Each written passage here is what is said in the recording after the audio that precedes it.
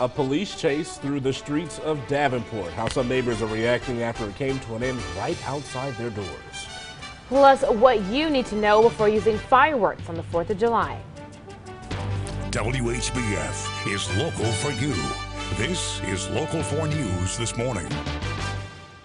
Good morning, everybody, on this Wednesday morning. I'm Redrick Terry. And I'm Alexandria Ikomoni. Thanks for watching Local 4 News this morning. Right now, a man is still in jail after a wild police chase in Davenport yesterday, and neighbors are still shaken up. That's this morning's top story.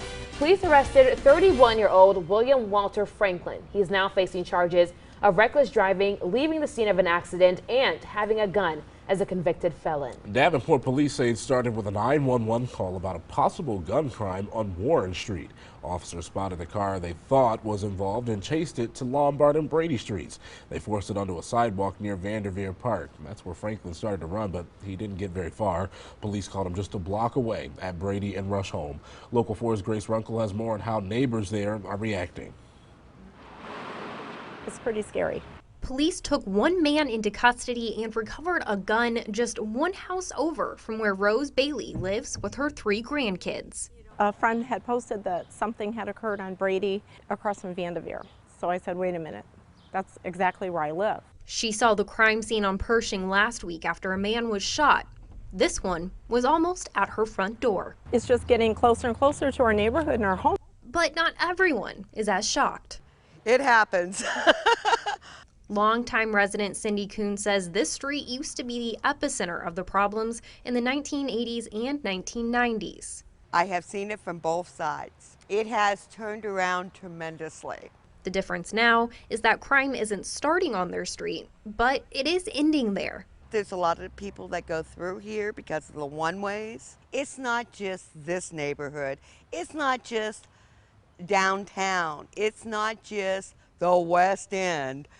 It's everywhere. Kuhn says parents need to be more involved to stop juvenile crime. Bailey says there needs to be stricter gun laws, but both agree on one thing.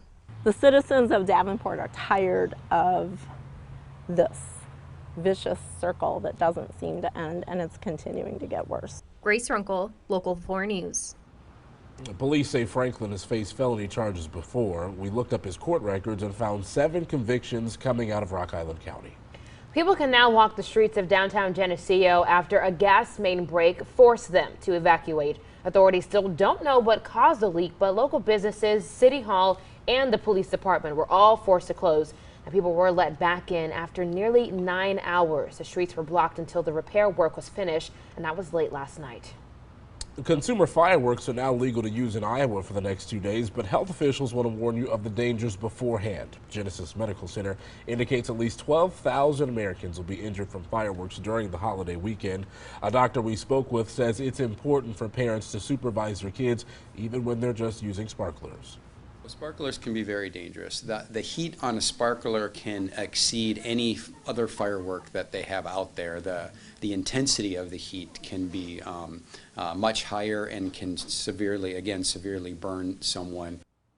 If you're heading out this evening for Red, White, and Boom, here's a look at some of the areas you'll be able to catch the show on the Iowa side, as well as traffic routes before and after. And you can also watch from Schwiebert Park in Rock Island.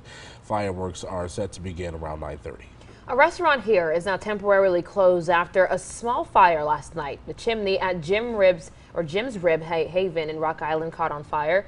Firefighters put it out quickly without anyone being hurt, and now they're dealing with fire and smoke damage. It's not clear how long the restaurant will be closed for. Davenport's Dream Project is giving incentives to people looking to buy homes in the area. The goal is to restore homes in the Heritage neighborhood. New applicants can receive up to $25,000, and current homeowners could get up to $15,000. Davenport's 3rd Ward Alderman is glad to see this project finally in place. I know what it does for a neighborhood. I know I know how it makes a neighborhood feel that yes, we are important, yes, we are special, yes, we count, we matter, and this place matters. The city has $900,000 available for the project in its first year. The district will be getting a new tenant at the Establishment Theater, and it's one you'll probably recognize. You can see the sign on the marquee, and the Center for Living Arts will move from its former home to the theater on 19th Street. Founder Dino Hayes posted about it on Facebook, and the establishment was home to Comedy Sports until earlier this year. Oh, it was a scorcher yesterday, nearly breaking the record for the hottest July 2nd ever here in the Quad Cities. That's right, and local forest photojournalist Mike Cologne caught up with the Rock Island Fire Department, helping some local kids fight that heat.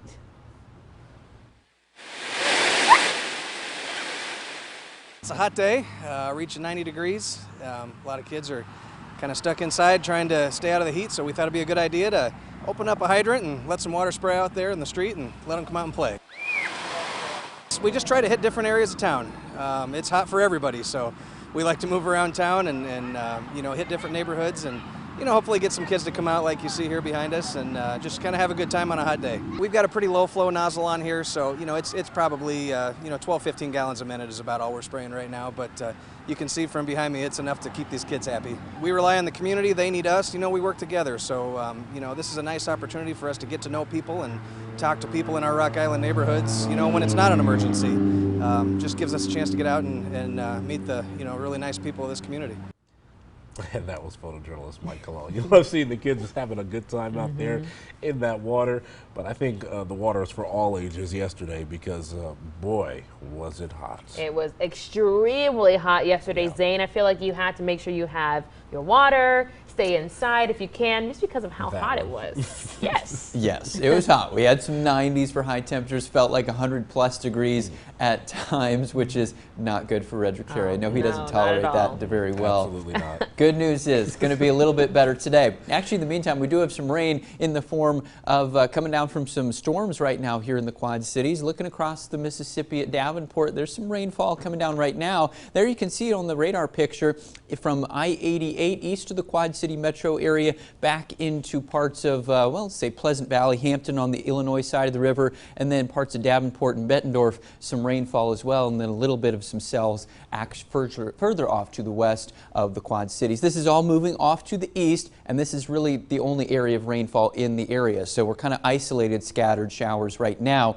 They'll also stay pretty isolated. They'll go away through the morning hours, and then we'll have some dry time. This afternoon, though, we'll develop some more scattered storms into the afternoon, the first part of the evening, so fireworks time frame later on tonight should be getting rid of the showers by then, but still 1 or 2 possibility of some raindrops. Temperatures starting off the morning in the upper 60s and low to middle 70s. Later on today, factor in the humidity, it will feel like the middle 90s, but good news is you don't see any 100-degree-plus numbers on there. Only high of 89 today, only. There you go. Partly sunny skies, scattered storms, especially later on this afternoon, besides the ones we've got early this morning. And tonight, just a few more storms and temperatures back down in the 70s.